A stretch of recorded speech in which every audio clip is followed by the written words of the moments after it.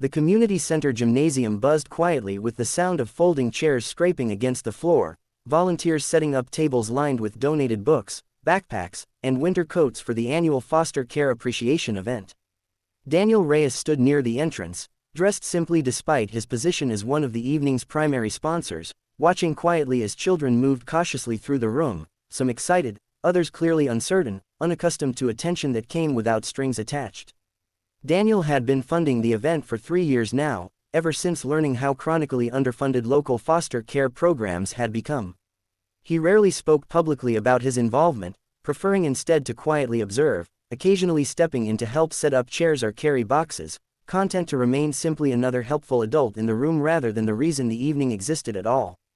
That evening, a young girl caught his attention, sitting alone near the edge of the room, carefully studying a small stack of donated books without quite touching them, as though unsure whether she was truly allowed to keep whatever she chose. Daniel approached slowly, kneeling down to meet her eye level, careful not to startle her.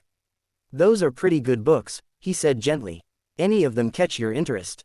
The girl glanced up cautiously, studying him for a long moment before answering. "I don't know if I get to keep one," she admitted quietly. "Sometimes when I like something too much, I don't get to bring it with me." Something in her words settled heavily in Daniel's chest. "You can absolutely keep one," he said softly.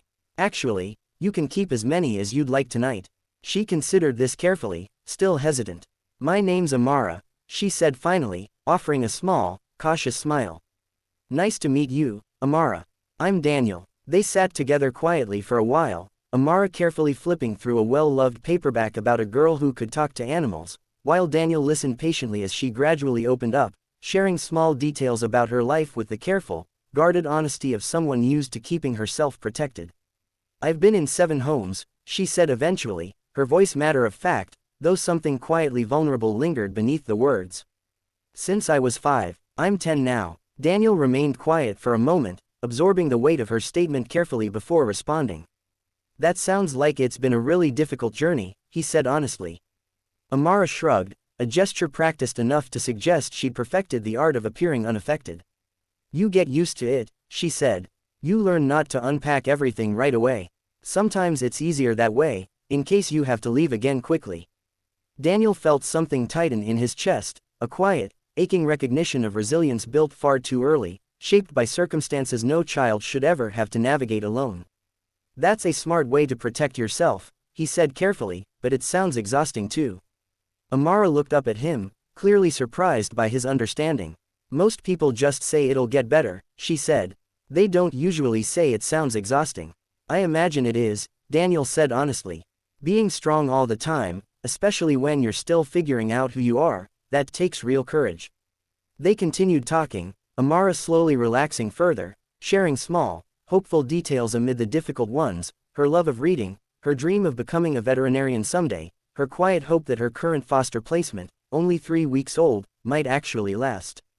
"Do you think it will?" she asked eventually, her voice small and uncertain. "The new home, I mean." Daniel considered his answer carefully, unwilling to offer false certainty to someone who had clearly learned the painful cost of broken promises. "I can't know that for sure," he said honestly. "But I do know that you deserve stability, real stability, and there are people working hard to help make that happen for kids like you." Amara nodded slowly, absorbing his honesty without flinching. "That's a better answer than most people give me," she said quietly. Before the evening ended, Daniel made sure Amara left with an entire small stack of books, along with a warm winter coat and a new backpack, carefully packed alongside donated school supplies. But more importantly, he made a point of speaking privately with the event's coordinator, a woman named Renata Alvarez, learning more about ongoing efforts to expand mentorship programs and long-term housing support for children navigating the foster system. "I want to help beyond tonight," Daniel told Renata quietly. "Something sustainable, consistent involvement, not just a one-time donation." Renata studied him carefully, clearly moved by his sincerity. "We could use exactly that," she said. "Reliable mentors matter more than most people realize." In the weeks that followed, Daniel became officially involved as a mentor within the program, visiting regularly, ensuring his involvement remained steady and predictable, understanding deeply now how much consistency mattered to children who had experienced far too little of it. Months later, during another community event, Amara approached him eagerly, her posture noticeably more relaxed than their first meeting. "My new home is still working out," she said, a genuine smile lighting her face. "It's been 3 months now. Longest one yet." Daniel felt something warm and unexpected rise in his chest, tears gathering quietly at the corners of his eyes before he could stop them. "That's wonderful news, Amara," he said, his voice thick with emotion. Amara studied him curiously. "Are you crying?" Daniel laughed softly, wiping his eyes gently. "A little," he admitted honestly. "Sometimes good news catches you off guard." Amara smiled, seemingly pleased by his honest reaction. "You're the first adult who's ever cried about something good happening to me," she said quietly. "Usually people only get emotional about the bad stuff." Daniel knelt down again, meeting her eye level carefully. "You deserve people who celebrate the good moments too," he said gently. "Not just the hard ones." As Amara ran off happily to rejoin her foster family nearby, Daniel remained quietly still for a moment, watching her laugh freely among the other children, her earlier caution slowly giving way to genuine, hard-won joy. Later that evening, reflecting quietly on the encounter, Daniel found himself thinking about resilience, about the quiet strength children like Amara carried without anyone fully realizing its weight, and about the profound difference consistent, genuine care could make in a young life desperate simply to belong somewhere, finally, for good.